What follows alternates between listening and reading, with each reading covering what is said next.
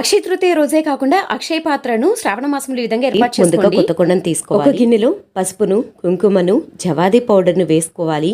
ఇందులోకి వాటర్ను ఏమీ యాడ్ చేయకుండా కంప్లీట్గా రోజ్ వాటర్ తోటి మిక్స్ చేసుకోవాలి. పసుపు కుంకుమ రెండింటినీ కూడా రోజ్ వాటర్ తో మిక్స్ చేసుకోవాలి. కుండకు పై వైపున మాత్రమే పసుపుతో చక్కగా అలంకరించుకునేసి శ్రీం అనే బీజాక్షరం మంత్రాన్ని రాసుకోవాలి. కుండలో ముందుగా పసుపు, కుంకుమ, అక్షంతలు, కల్లుప్పును వేసుకోవాలి. కల్లుప్పును 50% యాడ్ చేసుకుంటే సరిపోతుంది. సగం వరకు కల్లుప్పును యాడ్ చేసుకున్న తర్వాత పసుపు, కుంకుమ, అక్షంతలను వేసుకోవాలి. ఒక ఎరుపు రంగు వస్త్రమును తీసుకునేసి అమ్మవారికి ప్రీతికరమైన వస్తువులు అన్నిటినీ వేసి అమ్మవారికి ప్రీతికరమైన వస్తువులన్నింటినీ ఫోల్డ్ చేసి మనం ముందుగా ఏర్పాటు చేసుకున్న అక్షయ పాత్రలో సిద్ధం చేసుకోవాలి.